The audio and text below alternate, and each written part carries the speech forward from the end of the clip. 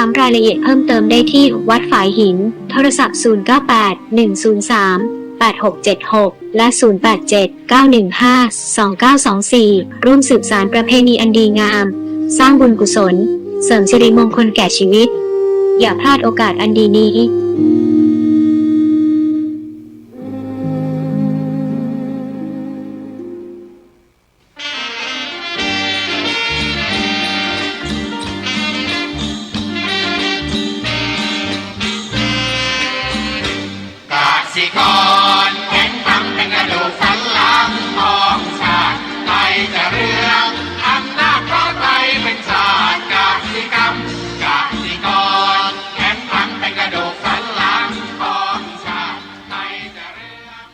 รายการต่อจากนี้ไป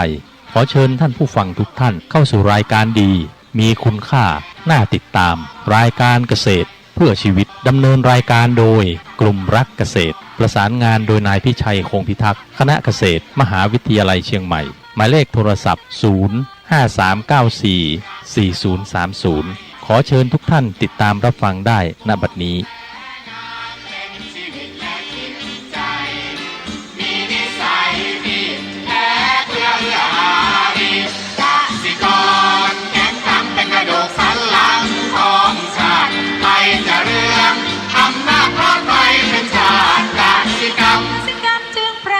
เป็นหลักมันอาชีพสำคัญผู้ไทยที่ไรสีใครจะเก็บใครจะแข็งแรงทวีสวัสดีครับท่านผู้ฟังพบกับรายการเกษตรเพื่อชีวิตสำหรับวันนี้เสนอเรื่องคำตอบที่ถูกก่อนเข้าสู่รายการก็มีธรรมะมาฝากท่านผู้ฟังหัวข้อจากหนังสือพจนานุกรมพุทธศาสตร์ฉบับประมวลศัพท์เรียบเรียงโดยเทพเวทีประยุทธ์วิยุตโตมหาจุฬาลงกรณราชวิทยาลัยพิมพ์เผยแพร่ปี2533หัวข้อธรรมะวันนี้คือนามและรูปคำว่านามแปลว่าธรรมที่รู้จักกันด้วยชื่อกำหนดรู้ด้วยใจเป็นเรื่องของจิตใจสิ่งที่ไม่มีรูปร่างไม่ใช่รูปแต่น้อมมาเป็นอารมณ์ของจิตได้หนึ่งในที่ทั่วไปหมายถึงอารูปขันธ์สี่คือเวทนาสัญญาสังขารและวิญญาณสองบางแห่งหมายถึงอารูปขันธ์สี่นั้นและนิพพานรวมทั้งโลกุตตรธรรมอื่นๆ 3. บางแห่งเช่นในปฏิจจสมุปบาทบางกรณีหมายเฉพาะเจตสิกธรรมทั้งหลายอันนี้คือความหมายของรูปอีกคำหนึ่งความหมายของคำว่านามเมื่อกี้รูปแล้วนี้เมื่อกี้นามอันนี้รูปหนึ่งหมายถึงสิ่งที่ต้องสลายไปเพราะปัจจัยต่างๆอันขัดแย้งสิ่งที่เป็นรูปร่างพร้อมทั้งลักษณะอาการของมันหรือเราเป็นส่วนร่างกายจำแนกเป็น28คือมหาภูตรูปหรือธาตุสี่และอุปาทายรูป24สองในความหมายของรูปอันที่สองคืออารมณ์ที่รู้ได้ด้วยจักษุหรือสิ่งที่ปรากฏแก่ตาข้อในอารมณ์6หรืออายตนะกายนอก6 3รูปหมายถึงลักษณะนามที่ใช้เรียกพระภิกษุสามเณรเช่นภิกษุรูปหนึ่งสามเณร5รูปอันนี้เป็นคำว่ารูปหรือองค์เนี่ยนะที่ยกคำนี้มาพูดรูปกับนามเนี่ยก็ให้ดูถึงว่ามันมีความหมายมากนะมันมีความหมายหลายอย่าง รูปคือเราก็รู้ว่าสิ่งที่ประจักษ์แจ้งอยู่ตาที่เรารู้เรารับภาพกันมา ส่วนนามนั้นนะเมื่อกี้รูปคือเห็นชัดด้วยตาแล้วนับขึ้นมาได้ ส่วนนามเป็นนามธรรมที่ปัจจัยแจ้งกับจิตของเราก็รับรู้ขึ้นมา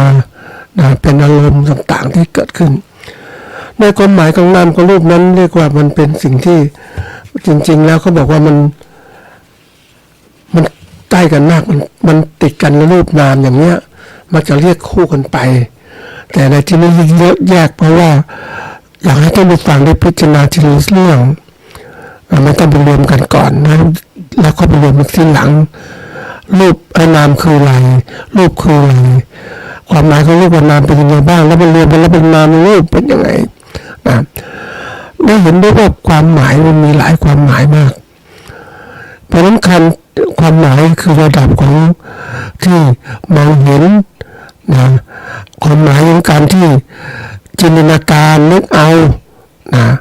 ก็แล้วแต่ด้วยความแตกต่างที่เกิดขึ้นความเข้าใจเรื่องนั้นมันต้องเข้าใจลึกซึ้งให้เหมาะสมกับเรื่องนั้นจึงเป็นที่มาของหัวข้อว่าคำตอบที่ถูกต้องนะมันถูกต้องตรงไหนล่ะเพราะมีหลายคำตอบมากเลยแล้วแต่เราจะเลือกเอาไปใช้อย่างไรเพราะศัพท์บางคำก็มีความหมายหลายความหมายการที่จะเอาความหมายเฉพาะเจาะจงมันตรงมันก็อยู่ในรูปประโยคหรือเรื่องราวที่กำลังพูดคุยนะมันลึกซึ้งขนาดไหนก็ต้องเข้าใจตรงนั้นนะทีนี้มาดูความหมายของคำว่าคำตอบที่ถูกคำว่าคำตอบคืออะไรนะคำเนี่ยก็คือเป็นคำนามหรือว่าเสียงพูดหรือเสียงที่เปล่งออกมาครั้งหนึ่งเราเรียกคำนะส่วนคำว่าตอบนี่เป็นคำกริยาแปลว่าคำหรือพูดโต้ในทำนองเดียวกับที่ผู้นำหรือผู้พูดมานะอันนี้ครับตอบคือคำที่ตอบกับผู้พูดนี่แหละผู้ถามนี่แหละนะหรือกล่าวหรือคำว่ากล่าวแก้หรือตอบปัญหากล่าวเมื่อมีผู้ถามนะก็แจ้งกลับไปให้อีกฝ่ายหนึ่งรู้นี่คือตอบกล่าวเมื่อมีผู้ถามแล้วก็แจ้งกลับไปให้อีกฝ่ายหนึ่งรู้อันนี้คือคำว่าตอบส่วนถูกเนี่ยเพราะว่าเป็นคำว่าเดินแต่ต้องสัมผัสอันนี้รวมความแล้วคำตอบที่ถูกก็คือคำกล่าวที่เมื่อมีผู้ถามสอบถามรายละเอียดเพิ่มเติมได้ที่วัดฝายหินก็แจ้งกลับไปยังผู้ถามอีกฝ่ายหนึ่งให้รู้นี่คือคำตอบนะถูกก็ถูกสัมผัสก็รู้เข้าใจรู้กันนะให้รู้กันมันสำคัญนะครับที่เราได้พูดถึงคำถามคำตอบมันเป็นส่วนหนึ่งแหละมันทำให้ความอยากรู้เห็นมันเกิดขึ้นแล้วที่ยกว่ามันบางคนได้รับคำตอบที่แค่นี้มันก็หยุดแหละไม่ได้มันต้องคิดต่อที่มาของเรื่องคือว่าความสำคัญนะครับเพื่อให้ท่านผู้ฟังได้ใส่ใจกับคำตอบพิจารณาให้ถูกต้องไม่ใช่เขาตอบมาอย่างขอไปทีอย่างนี้ไม่ได้มันต้องรู้เลยนึกถึงว่าเขาตอบมาอย่างมันถูกไหมไม่ใช่ตอบไปธรรมดาอย่างเงี้ยไม่ถูกต้องเพราะเราเป็นผู้ถามต้องหาคำตอบที่ถูกต้องใฝ่รู้มันรู้เมื่อคำตอบบางอย่างเนี่ยมันเป็นสิ่งสำคัญต้องรู้เมื่อเราใส่ใจตรงนี้ก็คือนำคำตอบถ้าเราได้คำตอบมาแล้วก็นำคำตอบมาแก้ไขปัญหาที่เราสงสัยอยู่ในเรื่องของธุรกิจตัวเองอย่างนี้มันถูกต้องไหมมันทำอย่างนี้เขาตอบมาเรื่องแก้ไขยังไงนะถ้าไม่ถูกอย่างคำตอบไม่ถูกละแล้วก็กลับไปถามใหม่หรือค้นคว้าหาใหม่นะมันจะเป็นทำให้เรานั้นก็เนี่ยใฝ่รู้ค้นรู้หาความจริงที่ถูกต้องนะที่มาของเรื่องนี้ก็คือว่ามันอย่างกรณีของคำสมัย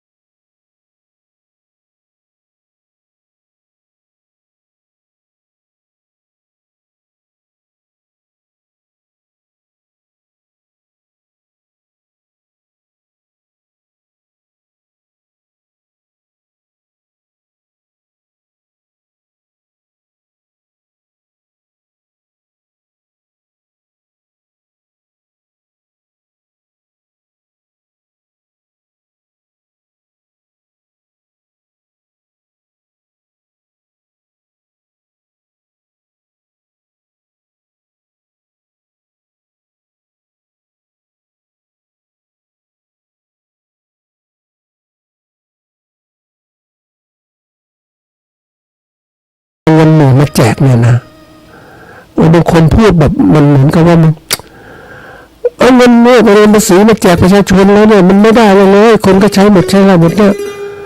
นะไม่ถูกต้องนะเราตอบอย่างนี้เนี่ยเขาว่าวิพากษ์วิจารณ์นี้แต่ถ้าเรามองเรื่องเห็นมันไม่ใช่นะปกติรัฐบาลใช้เงินนะงบประมาณต่างๆใช้ในการทำงานก่อสร้างทำนู่นทำนี่ต่างๆเนี่ยเอางบประมาณมาใช้เพลินไปเห็นในถนนเส้นหนึ่งทางฝั่งเขาของประมาณมานานมากเขาของเงินมานะเขาสร้างนะท่านผู้ฟังสร้างถนนลอยฟ้าเส้นหนึ่งยาวมากเลยนะเขาไม่มีคนใช้ท่านผู้ฟังเพราะว่ามันไม่มีคนใช้เนื่องจากมันไม่มีทางขึ้นทางคือทางขึ้นยังมีแล้วก็มองเห็นคือไอ้คนสร้างเนี่ยมันเขียนโครงการไว้ก่อนแต่ว่าเศรษฐกิจมันไม่ดีไม่มีการที่ต่อเนื่องมันเพราะนั้นมันก็เลยกลายเป็นว่าถนนลอยฟ้าเหล่านั้นไม่ได้ใช้ประโยชน์อะไรใช่ไหมเงินมันก็ไม่เหมือนที่ไหนเงินแค่เหมือนบริษัทก่อสร้างเท่านั้นงั้นรัฐบาลทำอย่างนี้หลายโครงการเนี่ยมันก็ไม่เกิดประโยชน์ใช่ไหมแต่เอาเงินมาให้ประชาชนเนี่ยประชาชนบางคนเขาต้องเดือดร้อนเงินเขาต้องการเงินหมุนเวียนนี่มาคันเงินนิดหน่อยก็ใช้ก็ทำให้เศรษฐกิจหมุนเวียนได้ก็มันเป็นน้ำมันเหมือนน้ำมันของลื่นนั่นแหละมันมีเฟืองเกียร์อยู่เยอะแยะมั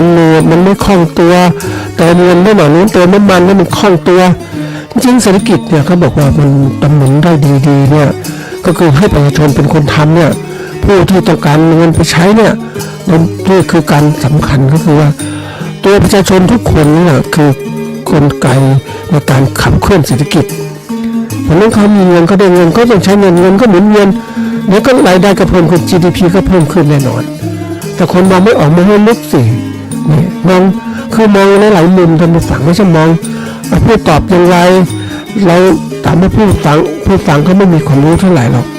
สมัยก่อนเงินก็เรียกเงินผันนะท่านผู้ฟังเอาเงินมาแจกประชาชนเนี่ยแต่ให้เขาทำงานขุดลอกคลองต่างๆก็ให้ประชาชนมีรายได้เพราะบางครั้งการเศรษฐกิจต่างๆนั้นมันผุดเคลื่อนมันไม่คล่องทุกตัวตลอดเวลาหรอกมันธุรกิจเพิ่งเริ่มต้นเพราะนั้นการเติมเงินนิดหน่อยเท่ากับประชาชนเนี่ยมันก็เป็นสิ่งที่กระตุ้นเศรษฐกิจอยู่แล้วแล้วก็เงินก็คืนกับประชาชนไม่เป็นไรเนี่ยรัฐบาลก็หาใหม่ก็เก็บภาษีอย่างนั้นคือให้บางครั้งเนี่ยอย่างที่บอกการก่อสร้างการลงทุนภารกิจของรัฐไปสร้างนู่นสร้างแต่ทำให้ชนได้รับประโยชน์เลยมันแค่จบตรงนั้นผู้รับเหมาได้รับประโยชน์นั่นเองแต่วันนี้คนทุกคนได้รับประโยชน์แล้วก็ทุกคนก็เป็นคนที่ก่อสร้างเป็นคนนักธุรกิจที่ทำเงินเหล่านี้ไปใช้ประโยชน์นั่นเองเห็นไหมถ้าเราตอบแบบนี้มันจะทำให้เห็นความแจ้งชัดขึ้นมาว่ามันจ่ายมันก็ไม่เป็นไรเนี่ยเหมือนกับพ่อแม่จ่ายเงินให้ลูกนั่นแหละลูกไปใช้ไงแต่ว่ายังไงก็ตามถ้าลูกฉลาดก็ไปใช้ในทางที่ถูกต้องแต่มันช่วยหมุนเวียนเศรษฐกิจระดับหนึ่งนะท่านผู้ฟังการคำตอบบางอย่างเนี่ยมันเป็นตัวสำคัญนะท่านผู้ฟังคนการจะตอบคำถามใดก็ตามนะคือผู้ที่ตอบต้องเก่งนะคือเขาถามเนี่ยคนอยากรู้จิตมันอยากจิตคือพระคิดมันอยากรู้อยากเห็นก็ถามนู่นทำนี่ไปเรามีนี้ตอบก็ตอบมันถูกต้องแล้วก็การถามตอบนั่นคือบทเรียนสำคัญในการได้ผู้เรียนรู้ผู้ศึกษาสามารถได้รับคำตอบได้ก็เลยมันเป็นช็อตทางเขาเรียกทางลัดในการเข้าสู่การเรียนรู้กระตุ้นการเรียนรู้ให้เกิดขึ้นมันเด็กถามว่าเฮ้ยโลกมันเป็นยังไงโลกกลมหรือโลกแบนเราเป็นผู้รู้ก็ต้องตอบว่าโลกมันกลมมันเป็นอย่างนี้มีการทดลองโดยใครเดินทางไปเนี่ยโคลัมบัสค้นพบเดินทางย้อนกลับไปเดิมอีกเนี่ยมันกลมอย่างนี้เห็นไหมเนี่ยการที่เราต้องทำอย่างนี้เพราะนั้นเมื่อทำอย่างนี้ได้ตอบคนถามประชาชนก็ฉลาดขึ้นใช่ไหมประชาชนก็ฉลาดขึ้นเหมือนกับสถานีวิทยุกระจายเสียงนะแห่งประเทศไทยนะถ้ารู้จักเอาคำถามคำตอบมาประชาชนต้องสายตอบเรื่องสิ่งที่ปัญหาเศรษฐกิจต่างๆเหมือนเขาเรียกอะไรนะการเสนอมันดีไหมจริงๆมันเป็นเรื่องของเขาเรียกอะไรมันเป็นเกมธุรกิจเกมธุรกิจที่ทำนักท่องเที่ยวก็ชอบเล่นกันอยู่เนี่ยเพราะฉะนั้นเราก็มีไม่เหมือนเสียหายแล้วมีก็ให้มันเล่นอยู่ในที่จำกัด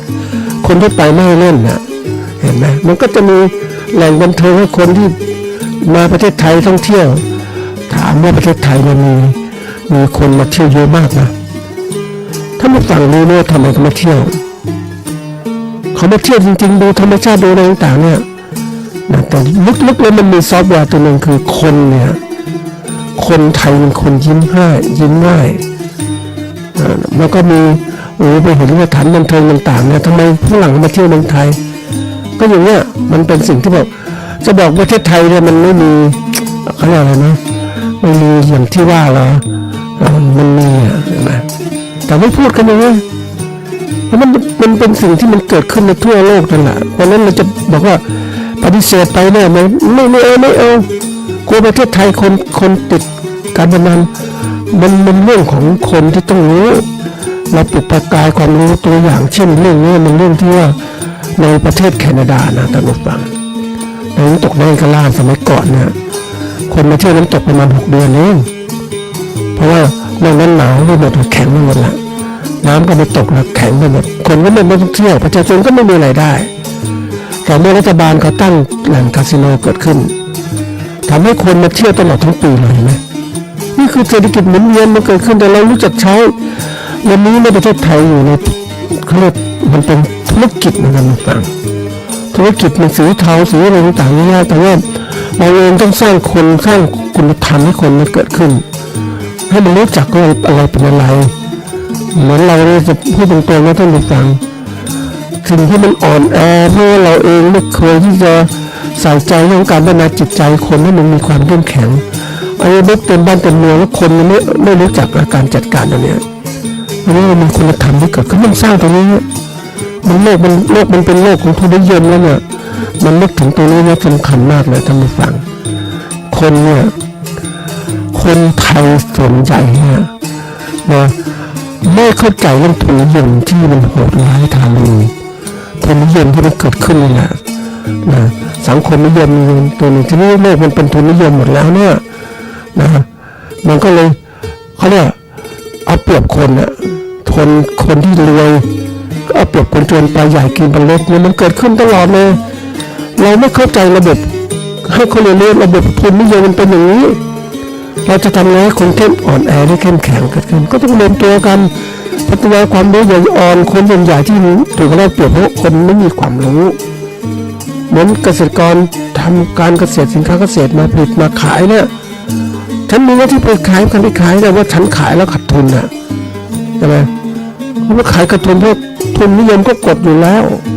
แต่เราจะทำไงทุนนี้อยู่ได้ต้องพัฒนาคนที่ฉลาดขึ้นเกษตรกรต้องฉลาดขึ้นกว่านี้นี่นะวันนี้เล่าตรงนี้เพราะว่าคำตอบที่มันมีอยู่เนี่ยมันกว้างขวางเราต้องหาคำตอบที่ถูกต้องที่ถูกเอามาใช้นะแล้วก็ทุกอย่างเนี่ยมันเปลี่ยนแปลงตลอดเวลานะท่านผู้ฟังคำตอบมันเปลี่ยนแปลงไปตามผู้สอนเขาเรียกผู้ถามแล้วก็แบบผู้ตอบก็ตอบคุณตอบที่คำตอบมันจะเปลี่ยนไปตามความก้าวหน้าทางวิการสังคมการค้นคว้าวิจัยที่เกิดขึ้นแล้ววิการต่างๆก็จะตอบคำถามที่ถูกต้องแล้วต้องหาความรู้ตรงนี้แล้วเขาคิดยังไงก็เป็นยังไงต้องตามตรงนี้แล้วคำตอบมันก็เปลี่ยนไปเรื่อยๆนะท่านผู้ฟังมันไม่หยุดนิ่งเพราะว่ามันยังไม่ถึงสัจธรรมมันเป็นแค่สมมติฐานตัวหนึ่งเท่านั้นเมื่อค้นคว้าไปเป็นทฤษฎีแล้วแล้วคิดที่มีต่อสิ่งแล้วก็เปลี่ยนที่นี่ก็เปลี่ยนอีกเพราะนั้นมันเปลี่ยนนะท่านผู้ฟังเราถามว่าเราจะไม่เปลี่ยนได้ไหมมันไม่ได้โลกนี้มันยังอยู่ยังไม่ถึงสัจธรรมแท้มันแค่สัจธรรมปฏิรูปสัจธรรมที่ยังไม่มียังไม่ถึงแก่นแท้เพราะนั้นมันก็เปลี่ยนตลอดเวลาเพราะฉะนั้นการหาคำตอบเนี่ยถ้าพูดเราจะหยุดไม่ได้ท่านผู้ฟังตราบใดที่ยังไม่ถึงความจริงอย่าหยุดนะต้องศึกษาให้ลึกซึ้งมันตอบมันถูกต้องไหมเนี่ยก็ตอบแบบปัสสาวะอย่างนี้ไม่ได้มันต้องคิดทีนี้คนเราจะต้องคิดถึงคำตอบมันถูกต้องนะต้องตัวเองต้องมีความรู้มากขึ้นหาความรู้มากขึ้นบางทีอย่างนี้มันก็โชคดีอย่างหนึ่งนะท่านผู้ฟังเรามีเขาเรียกอะไรนะมีสื่อที่เข้ามาเยอะมากสื่อเข้ามามากจริงๆนะมันมีวิทยุต่างๆวิทยุโทรทัศน์ YouTube ต่างๆเยอะแยะไปหมดเลยทีนี้วันก่อนนี่มีโอกาสไปดูนะเรื่องของพวก GMO เนี่ยตัวอย่างนะ GMO ของคนไทยเนี่ยเราก็เข้าใจจบไปแล้วเขาบอกไม่มีพิษมีภัยต่อคนพืชตัดต่อพันธุกรรมไม่มีอะไรจบแล้วทีนี้มันปรากฏไปดูในโทรทัศน์ต่างประเทศในประเทศพัฒนาแล้วนะยังพูดถึงตัวนี้อีกเอามาวิจารณ์อีกใช่ไหม วิพากษ์วิจารณ์อีกเพราะอะไรเขายังไม่ตกผลึกมันจะมีผลบางอย่างเกิดขึ้นนะพวก GMO นี่แหละเขาก็พูดถึงบางอย่างทำไมก็มันน่าจะจบแล้วแต่ปรากฏว่าเราได้คำตอบส่วนหนึ่งสมัยก่อนก็บอกแค่นี้หยุดแล้วจบแต่ความจริงแล้วเขายังถกเถียงอยู่เพราะยังหาจุดจบไม่ได้เพราะอะไร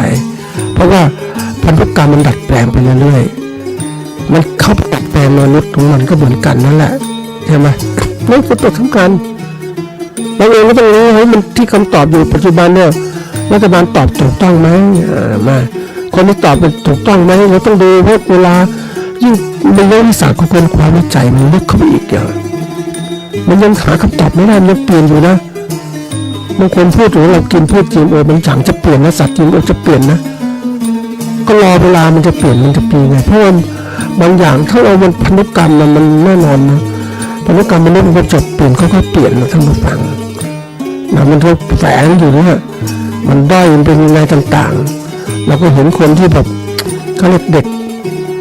มันเด็กแล้วแค่เด็กกึ่งปัญญาอ่อนเนี่ยมันก็ยังมีอยู่มันฝังอยู่เลยมันยีนยังไงมันแฝงอยู่ได้มันตัวที่เริ่มดัดแปลงพันธุกรรมเกิดขึ้นเพราะฉะนั้นในการสิ่งนี้มันต้องยังสรุปไม่ได้แล้วควรต้องหาไปเรื่อยๆฟังไปเรื่อยก่อนว่ามันจะเป็นอย่างไรเพราะฉะนั้นการที่เราถ้าเราสรุปไปเลยที่ไม่มีผลมันก็จบใช่ไหมไม่ต้องหาความจริงแต่ทำไมคนกลุ่มหนึ่งยังหาความจริงอยู่มันไม่บอกมันไม่จบมันมีอีกนะนี่เขาข่าวออกมานั่งคิดทำไมในประเทศไทยเพราะนั้นวันนี้ที่บอกว่าการจะตอบเราได้คำตอบมาว่าถูกแล้วเนี่ยมันถูกจริงหรือเปล่า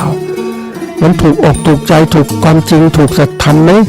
มันถูกบางทีตอบถูกก็คือถูกใจผู้ตอบนะหรือถูกใจผู้ถามไม่มีความรู้ถามแค่นี้ก็พอใจแล้วจบสิ้นแล้วคือคำถามคำตอบเนี่ยมันขึ้นอยู่กับผู้ที่สงสัยเป็นผู้ที่ต้องตั้งคำถามเนี่ยมีสถามีความรู้มากไหมมีต้องการเอาความรู้เหล่านั้นไปใช้ในการปฏิบัติงานหรือไม่ในลงมือปฏิบัติความรู้บางอย่างมันแค่เป็นความรู้เฉยๆนะแต่ว่าถ้าเราไปทำความเข้าใจแล้วก็คือมันจะเกิดประโยชน์มากเลยมันจะมีคำถามเกิดขึ้นมันเป็นยังไงเกิดขึ้นยังไงอีก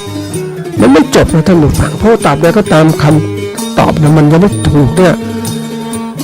มันต้องหาไปเรื่อยๆการศึกษาค้นคว้าที่มันสำคัญที่เกิดขึ้นเพราะนั้นเราเองเนี่ยเราอยากจะพัฒนาตนเองโดยเฉพาะยิ่งเกษตรกรอยากจะเป็นคนที่ร่ำรวยเกิดขึ้นต้องพยายามตั้งคำถามว่าเราทำไมมันยากจนอย่างนี้ทำไมไม่มีมันไม่ทุนนิยมมันทำไมมันรวยอย่างนั้นนี่ก็ต้องค้นคว้าไม่จะอยู่นิ่งๆฉันพอแล้วจะอยู่อย่างนี้พอมีพอกินพอใช้ไม่ต้องไปไขว่คว้าไม่ต้องอะไรตัวนี้มันตัวสำคัญนะรู้จักใช้เหมือนกับคนที่บอกว่านับแปดนะมีนับแปดนะนับแปดนับระดับไหนล่ะสัมมาทิฏฐินะเห็นชอบของใครชอบแค่นี้ฉันพอใจแล้วนี่ฉันถูกต้องฉันนับแปดเนี่ยแต่จะตีความชอบลึกไปเป็นยังไงชอบเป็นโสดาบันอนาคามีสกทาคามีมันลึกนะมันลึกเข้าไปอีกมันไม่เหมือนกับที่คำเดียวกันก็จริงแต่มันลึกเข้าไปอีกไหมเพราะนั้นบางทีเราจะไปตีความง่ายๆไม่ได้อย่างที่บอกว่าทำไมเราทำเป็นอย่างนี้มานานภาคเกษตรเราเป็นอย่างนี้มานานเพราะอะไรก็เพราะว่าเราเองเนี่ยได้รับคำตอบแบบนี้เราก็พอใจคำตอบที่เขาตอบมาอย่างเนี้ยนะไม่ต้องไปไขว่คว้ามากมายอยู่อย่างนี้ไปเลยพอแล้วไม่ต้องคิดอะไรมากอยู่อย่างมีความสุขมันคิดนะวันนี้มันนั่งคิดคำหนึ่งนะท่านผู้ฟังสงสารมากเลยคือครอบครัวผู้หญิงผู้ชายอยู่ด้วยกันผู้ชายก็มีครอบครัวก็เลิกกันไปนะผู้หญิงก็มีครอบครัวก็เลิกกันไปก็มาแต่งงานกันใหม่เจอกันใหม่อีกมีลูกอีกทีนี้ก็พบกับผู้ชายที่สัมภาษณ์ก็นี่แหละก็สงสารเหมือนกันทำไมคุณต้องเป็นอย่างนี้นะคุณคือนิสัยของเขาคือเขากินเหล้าเขาบอกเขากินยังทำงานได้อยู่อย่างนี้เขาปกครองตัวเองได้เป็นผู้หลักผู้ใหญ่ได้แล้วทีนี้มันมีปัญหาคือว่าการกินเนี่ยมันกินเหล้าก็เหล้าไปเรื่อยๆมันไม่หยุดนะท่านผู้ฟังมันฝังในสายเลือดนะเพราะนั้นมันก็กลายว่าช ชีวิตที่แบบมันอะไรวะคุณอยู่อย่างนี้อยู่ไม่มีเป้าหมายใช้ชีวิตเป็นวันหนึ่งกินเมาอย่างเงี้ยไปวันๆอย่างเงี้ยใช่ไหมคุณไม่รู้เลยมันน่าสงสารเหมือนกันนะท่านผู้ฟังมันสัตว์โลกตัวหนึ่งที่ไม่เคยไขว่คว้าหาทางหลุดพ้นกลับไปติดกับมันโลกไม่ได้เงินก็ไปซื้อเหล้ากินทำงานนิดหน่อยก็ไม่มีแรงมันต้องกินมันก็ตายคาก็เรียกมันเหมือนกับว่าหมดอนาคตนะท่านผู้ฟังอันนี้คือเล่าให้ฟังว่าคนเนี่ยมันต้องมองให้ออกว่าไม่ใช่ปล่อยตัวปล่อยใจไปตามกระแสสังคมที่มันเป็นอย่างนี้มันต้องมีการท้าทายมันนึกถึงที่บอกว่าปลาเป็นว่ายทวนน้ำปลาตายว่ายตามน้ำมันเหมือนชีวิตคนเกิดขึ้นมาแล้วตายอย่างนั้นเหรอไม่มีการพัฒนามันดีขึ้นกว่าเดิมเหรอเนี่ยปล่อยตัวหลงกับเพลิดเพลินในอบายมุขต่างๆเนี่ยเดี๋ยวนี้มันมีหมดนะท่านผู้ฟังทุกอย่างที่อยู่ข้างตัวน่ากลัวมากๆเลยท่านคนรู้จักเริ่มเล็กน้อยจากพวกกาแฟอินหรืออะไรต่างๆกระตุ้นนู่นกระตุ้นนี่สารเคมีกระตุ้นใช่ไหมไม่สูบไม่กินบุหรี่ไม่สูบไม่ได้ต้องสูบเหล้าไม่กินไม่ได้มันไม่มีกำลังพวกเครื่องดื่มแล้วก็กินเข้าไปเดี๋ยวไปกินกัญชากินฟืนกินโมฟีนกินยาบ้ามันไปหมดนะนี่คือการที่ว่าไม่มีสติปัญญารู้เท่าทันต่างๆที่มันต้องเสพยังไงน่ากลัวนะโดยเฉพาะยิ่งที่อบายมุขนะทีนี้มันมุกไม่พอมันจะมีตัวหนึ่งที่เรียกว่าการหลอกลวงคนน่ากลัวมากเลยไปเจอหนังสือสบางสือที่ผ่านมามันมีจิตวิทยาการหลอกลวงคนน่าซื้อมากเลยแต่ซื้อมาแล้วมันต้องใช้เพราะมันหลอกลวงคนยังไงมันสร้างภาพยังไงสมมติว่าคนมันสร้างภาพนะต้องสร้างภาพเขาเรียกว่าสร้างภาพพจน์ตัวเองให้มันดูดีไอ้โจรหรือคนที่หลอกลวงต้องสร้างภาพพจน์ตัวเองให้ดูดีเป็นคนดีมีคุณธรรมมีศีลธรรมมีนู่นมีนี่พูดจานะเฉยมีองค์ความรู้นี่โอ้แต่งเนื้อแต่งตัวดีพูดจาดีมาเป็นที่เคารพนอบของคนทั่วไปสร้างภาพซะก่อนละแต่แล้วสร้างภาพก็ค่อยพูดโน้มชักจูงคนให้หลงเชื่อ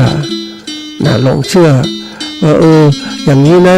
ฉันเป็นคนมีศีลธรรมฉันเป็นคนนู่นคนนี่ฉันเป็นคนมีความรู้นี่ฉันเป็นด็อกเตอร์เนี่ยคนก็เริ่มหลงเฮ้ยเก่งเว้ยพอนั้นพูดอะไรก็เริ่ม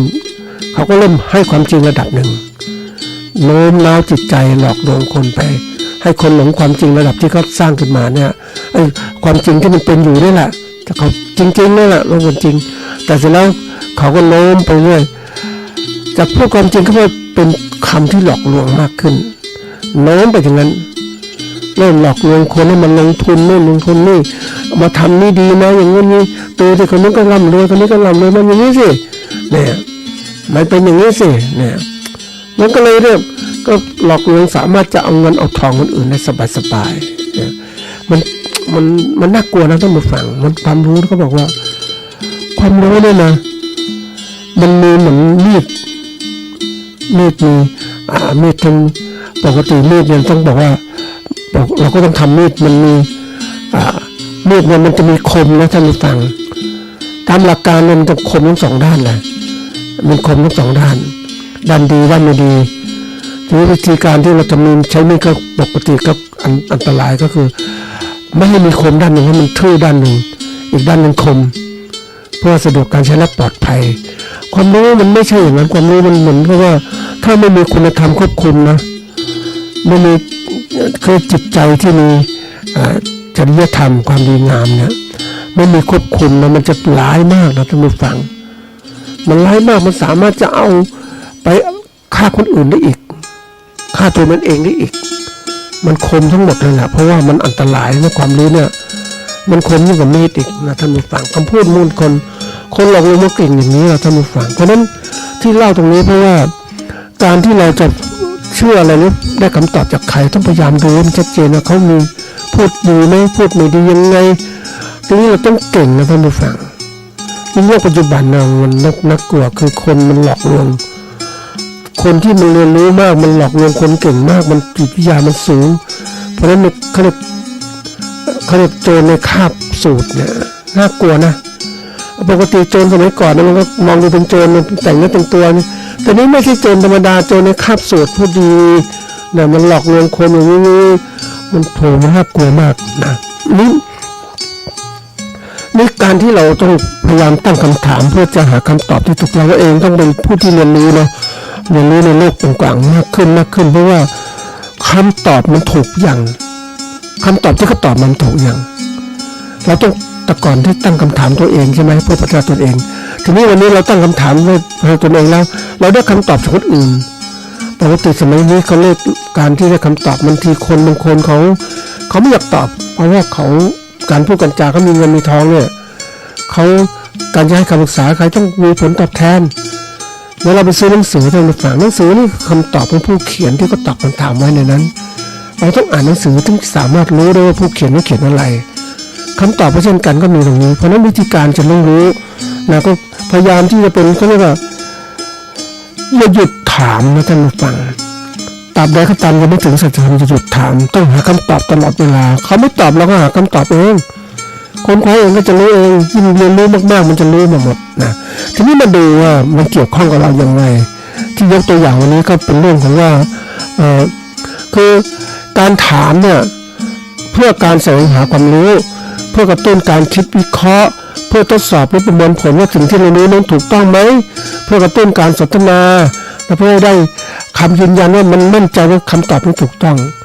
แล้วก็แสดงความสนใจห่วงใจว่ามันต้องถูกมันมีคิดอะไรอย่างนี้แล้วก็กระตุ้นทำให้เกิดการค้นคว้าสิ่งใหม่ๆเกิดขึ้นเพราะเรายังหยุดไม่ได้หลายคนไม่ต้องไปฟังหยุดมันหมดเลยไม่อยากรู้อยากเห็นอะไรแล้วเพราะว่ารู้ไปแค่เท่านั้นแก้ปัญหาไม่ได้ไม่ต้องพัฒนาตนเองแค่นี้ก็พอแล้วมันเป็นอย่างนี้ตลอดนะท่านผู้ฟังเหมือนคนติดเหล้าที่เคยคุยมันต้องสารมากนะทุกอย่างไม่มีอะไรเลยนะ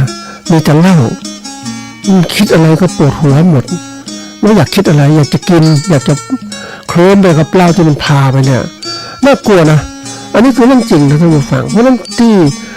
ยกตัวอย่างคำถามขึ้นมาเนี่ยก็เพื่อจะให้ท่านผู้ฟังได้กระตุ้นในนั้นว่าให้มันถูกไหมทีนี้มาดูว่านะอันนี้ค้นคว้านะใช้ AI ช่วยนะครับ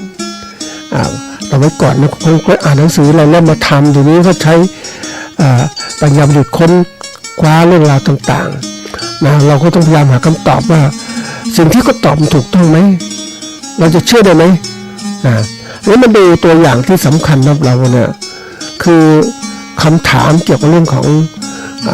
เขาเรียกว่าเศรษฐกิจเกษตรอันนี้มันตัวสำคัญนะท่านผู้ฟังเพราะว่ามันเกี่ยวข้องกับตัวเราเลยนะคือถ้าเราไม่คิดไม่อะไรต่างๆเนี่ยเราก็คิดว่าธรรมดาไม่คงค้นคว้าอะไรเนี่ย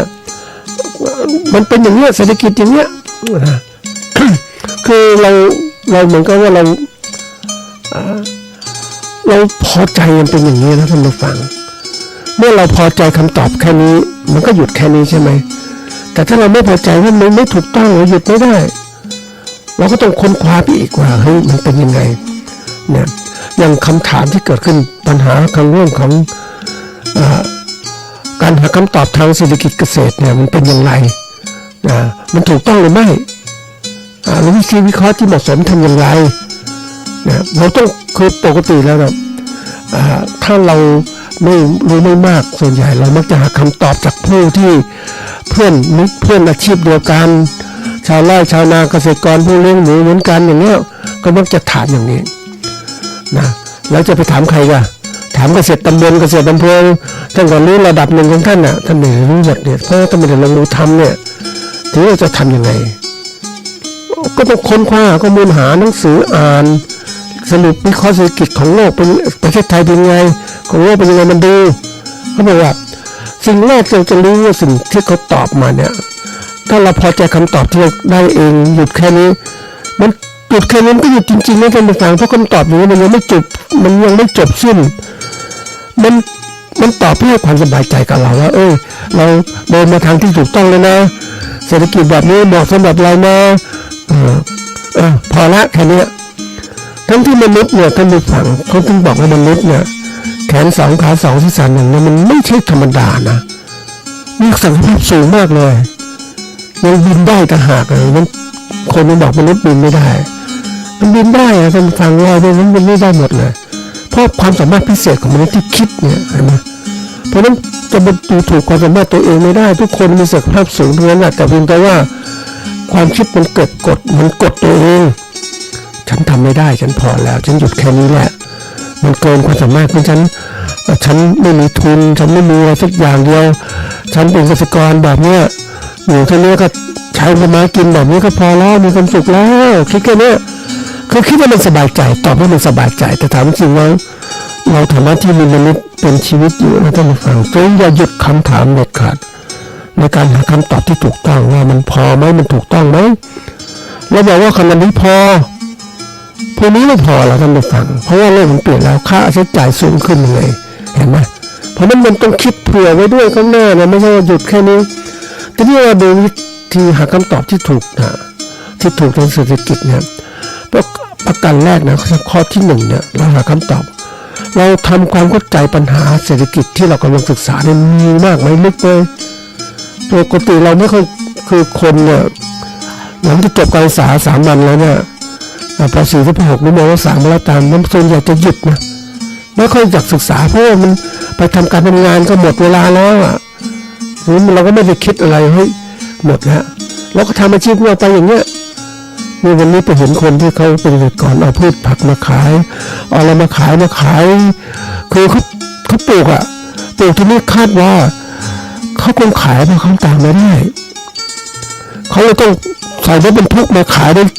ตลาดนัดในท่านผู้ฟังขายเท่าไหร่ก็เอาคือไม่รู้จะไปไหนเพราะเขาคิดอยากจะปลูกแล้วไม่ได้คิดตลาดข้างหน้าแล้วพอค้าหรือเศรษฐกิจมันไม่ดีเขาขายไม่ซื้อทำไงหมดก็สิเพราะนั้นก็ต้องหาโอกาสมาขายได้เท่าไหร่ก็ขายเนี่ยทุกอย่างนะท่านผู้ฟังเห็นพวกของผักพื้นบ้านผักกระเฉดพวกพืชต่างๆเอามาขายหมดนะพวกของต้นหอมกระเทียมเอามาต้นหอมผักกล้วยเอามาหมดเลยโหเห็นทั้งเต็มรถเลยท่านผู้ฟังเพราะนั้นเราอยู่ในเศรษฐศาสตร์เนี่ยเราเป็นนักธุรกิจเนี่ยเราต้องคิดถึงเรื่องที่เราศึกษาต้องถามตัวเองก่อนว่าเราควรสนใจเรื่องอะไรราคาสินค้าเกษตรเงินเฟ้อการว่างงานรายได้ของเราพอไหมเนี่ยรายได้ไม่พอเลยเนี่ยเศรษฐกิจไม่ค่อยดีอย่างเนี้ยคนซื้อก็ซื้อน้อยอย่างเนี้ยแล้วเดี๋ยวนี้มันมีคนแข่งขันเยอะมากนะท่านผู้ฟังผลิตสินค้าเยอะมากนะนี่ไปดูนะโหอย่างนั้นโอท็อปอย่างอะไรต่างมันสินค้าเยอะมากเลยแต่ผู้ซื้อไม่ค่อยมีท่านผู้ฟังเพราะผู้ซื้อก็ต้องประหยัดแล้วมันก็มันสินค้าผลิตมาเป็นโอเวอร์ซัพพลายมันมากเกินไปมันก็ขายลดราคายังไปเจอเสื้อผ้าตัวละ30-40 บาทนะมือสองนะต้องบอกมือหนึ่งนะเย็บมาขายไปเจอเขาจะขายตลาดนัดตลาดในกรุงเทพเขาทำในขายกรุงเทพปรากฏขายไม่ได้ท่านผู้ฟังก็มาลดในที่ตลาดนอกเมืองเนี่ยแหละลดตัวละ50 บาท30 บาทก็ขายมันค่าแรงงานยังไม่คุ้มเลยท่านผู้ฟังแต่เขาบอกเอาทุนคืนเขาคิดว่าคาดหวังว่าไปขายมันจะดีมันปรากฏมันเยอะมากแล้ววันนี้ปรากฏมีอะไรรู้ไหมท่านผู้ฟังสินค้าถูกจากต่างประเทศมาอีกเสื้อผ้าราคาถูกมือหนึ่งนะถูกมากเลยนะจากเกาหลีอย่างเงี้ยเอามาขายจากญี่ปุ่นอย่างเงี้ยคือเขาผลิตสินค้าเยอะนะท่านผู้ฟังนักธุรกิจเขาจะขายราคาที่สูงทีนี้มันขายไม่ได้มันขายไปแล้วเนี่ยแต่สินค้ามันเยอะมันก็พยายามระบายออกเพราะว่าระบายออกเพื่อเอาเงินทุนไปส่วนหนึ่งกำไรก็ได้อยู่แล้วแต่เขาก็เพื่อสินค้ามาเพราะสินค้ามันล้นตลาดมันเลยเจอเสื้อผ้าไทยลดไปโอ้โหนะต่อสู้กันราคานี่คือเกิดเรื่องเราต้องศึกษาทำธุรกิจเราต้องศึกษาให้มันชัดเจนขอบเขตในระดับต่างๆทั้งหมดเลยเศรษฐกิจในจุลภาคเล็กๆของเรามาภาคเป็นยังไงแล้วอันนี้มองในแง่ธุรกิจนะเศรษฐกิจเกษตรนี่แหละถ้าเราสินค้าเกษตรจะเป็นยังไงเราต้องมองไม่ใช่ทำแค่มองเฉยๆคือไม่คิดไกลคนเราเวลามองเขาบอกคนเราชอบมองนะมันไม่ชัดมองนู่นมองนี่มันตัดใจไปหมดก็ว่าสับสายไปหมดไม่ชัดเจนที่เรามองเนี่ยมองให้ชัดจุดใดจุดหนึ่งซะก่อน แล้วก็ขยับทีละส่วนละส่วนนะไปจ้องและมองขณะปัจจุบันเป็นยังไงอนาคตจะเป็นยังไงมองอนาคตก่อนแล้วมาดูว่าปัจจุบันเป็นยังไงมันจะแก้ไขยังไงมีนักธุรกิจก็คิดนะโอ้เขาเก่งมากเลย นักการตลาดเขามองตลาดปุ๊บเนี่ยข้อที่หนึ่งเขาบอกว่าทำอย่างไรเขาจะมีส่วนแบ่งการตลาดเหมือนข้าวนี่แหละทำอะไรที่จะขายข้าวได้นะแบ่งตลาดของเรามาอันที่สองเนี่ยเขาจะต้องพัฒนาการตลาดของเขาเนี่ยให้ทันกับการเปลี่ยนแปลงการตลาดที่จะเกิดขึ้นให้ทันให้มันทันมันถึงจะเห็นมันเหมือนลดความเร็วด้วยกันลดเร็วด้วยกันเราจะเห็นว่ามันก็มองเห็นชัดเจนรถเข้าเร็วรถเราก็เร็วแต่ถ้าเราเป็นขับจักรยานมองเห็นรถคนอื่นเร็วแต่เรามองอะไรไม่ได้เข้าไปแล้วไม่ได้ต้องทันอันที่สามเนี่ยเขาบอกว่าเมื่อเราเห็นเราสามารถมองเห็นการพัฒนาทัดเทียมกันอย่างนี้แล้วก็มาสร้างแนวการตลาดแนวใหม่ของเราเนี่ยเราจะยืนไม่ต่อตัวเราเองเพราะว่าไม่ใช่ว่าเราจะตามคนอื่นเขาตลอดเราต้องนำตัวอื่นหาทางช่องทางในการพัฒนาของเรานี่มันจะตัวสำคัญอันนี้คือตัวที่เขาเรียกว่าเป็นการมองตลาดเนี่ยนี่พอเราอยู่ในเศรษฐศาสตร์เกษตรธุรกิจเกษตรต้องคิดหนักนะว่าเรากำลังศึกษาเรื่องอะไรอันที่สองเก็บรวบรวมข้อมูลที่เกี่ยวข้องทุกเรื่องที่มันเศรษฐกิจสังคมการเมืองมันเกี่ยวข้องหมดเลยก็ข้อความเรื่องข่าวเศรษฐกิจเป็นยังไงข่าวงานวิจัยบูชาการต่างๆคนนักคิดยังไงนั่นจะไปดูธุรกิจในกันวันพวกของธุรกิจการเงินการค้าการขายการเข้ากันออกของสินค้าต่างๆต้องคิดอันถัดมาคือใช้แนวคิดที่ดีทางเศรษฐศาสตร์วิเคราะห์ต่างๆที่เปลี่ยนแปลงมากเลยอย่างที่ใช้กันมากที่สุดคืออุปสงค์อุปทานหรือดีมานด์ซัพพลายคือการผลิตอะไรก็ตามมันต้องเข้าใจหลักนะความต้องการสินค้าที่ก่อนของผู้บริโภคว่าเขามีอุปสงค์ความต้องการสินค้าเท่าไหร่อย่างไรอย่างประเทศไทยตอนนี้น่ากลัวนะคือประชากรไทยมันลดลงมันไม่มากมันไม่เพิ่มมากขึ้นนะเพื่อนฟังเพราะว่าไม่เพิ่มมากขึ้นเพราะนั้นมันผลิตสินค้ามากมายเนี่ยเอามาให้ใครให้คนไทยกินเหรอคนไทยกินน้อยลงคนไทยมันน้อยในการเป็นผู้สูงวัยแล้วเนี่ยเพราะนั้นเราดูตัวนี้สำคัญมากผลิตข้าวมาให้คนเขากินข้าวระดับหนึ่งทั้งประชากรไม่เพิ่มขึ้นเพราะเนื่องจากว่าเขาบอกปีหนึ่งประชากรไทยเพิ่มไม่เท่าไหร่นะท่านผู้ฟังเพราะว่าคนไทยกลัวเศรษฐกิจไม่ดีก็ไม่อยากให้ลูกเกิดขึ้นมาประชากรไทยน้อยลงคนแก่ก็แก่แล้วยังไม่ตายเด็กรุ่นใหม่ก็เกิดน้อยขึ้นในอนาคตข้างหน้าเนี่ยสังคมน่ากลัวคือสังคมผู้สูงวัยแล้วนะอันนี้คือตัวอย่างนี่มาถึงว่าความต้องการสินค้าตัวนี้อุปสงค์อุปทานเป็นไงบ้างนะคือผู้ผลิตสินค้าเรามีมากนะยังผลิตเหมือนเดิมข้าวก็เหมือนเดิมนะผลไม้ก็เหมือนเดิมเลยเหมือนเดิมเนี่ยแล้วถามว่าให้คนมันลดน้อยลงแล้วก็คนมันเท่าเดิมแล้วต่างประเทศก็มีการที่เรียกว่ากิจการค้าเกิดขึ้นเนี่ยอย่างตอนนี้อเมริกาขึ้นภาษีของเราเนี่ยเราแย่นะเราจะขายใครดีเราต้องหาตลาดเพิ่มขึ้นนะส่งอินเดียส่งของข้าวไปอินเดียข้าวก็อินเดียก็เยอะนะอินเดียนี่จริงๆสมัยก่อนเนี่ยเราเป็นประเทศที่ส่งข้าวอินเดียมากนะอินเดียผลิตข้าวไม่พอปากีสถานก็เหมือนกันไม่พอแต่วันนี้อินเดียมีข้าวเยอะมากเลยเอามาขายแข่งกับเราอีกนะมันทำให้ราคาข้าวเราตกต่ำเนี่ยนี่คือตัวอย่างพิจารณาเนี่ยเราทำเกี่ยวอะไรต้องคิดนะเราเหมือนกันเราทำสตรอเบอรี่อย่างเงี้ยหรือทำลำไยอย่างเงี้ยจริงๆลำไยเราดีนะท่านผู้ฟังเพียงแต่ว่าเราถูกกลไกตลาดทำลายเราแล้วเราจริงๆลำไยเนี่ยมันมีหลายอย่างนะท่านผู้ฟังผลลำไยเนี่ยดีมากน้ำตาลลำไยก็ดีนะมาทำต่างๆอบแห้งต่างๆได้มากมายนะลำไยมีคุณภาพแต่ทีนี้เวลาถูกทำลายตลาดแล้วเกษตรกรก็ไม่อยากจะปลูกมากมายไม่ค่อยดูแลเพราะตลาดมันไม่ดีก็เลยหยุดแค่นี้แหละมันก็เลยหดตัวไงไม่มีการพัฒนาไม่มีการบริโภคมากมายแต่ไปดูบริโภคแล้วท่านผู้ฟังลำไย เขาเรียกน้ำหวานน้ำใยเนี่ยขายแพงจริงๆนะคือมองเห็นตัวเนี้ยแบบเห็นแล้วน่าคิดทีเดียวว่ามันเกิดอะไรขึ้นคือพ่อค้าการได้กำไรมากที่สุดแล้วแต่ผลิตไม่ได้กำไรเท่าไหร่นะเพราะถูกกดราคาอันนี้ดูทฤษฎีอุปสงค์ทานทฤษฎีของการผลิตและกระต้นทุนผลิตเป็นยังไง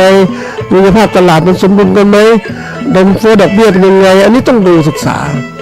เราไม่ใช่ว่าอยู่แค่เกษตรกรธรรมดาเราเป็นนักธุรกิจมันต้องคิดแล้ววิเคราะห์ข้อมูลด้วยข้อมูลด้วยทางเศรษฐกิจเปรียบเทียบทางกราฟต่างๆมองเห็นแล้วต้องวิเคราะห์หัดวิเคราะห์นะถัดมาคือถ้าจะวิเคราะห์แล้วก็เริ่มหาการสรุปผลและตรวจสอบความถูกต้อง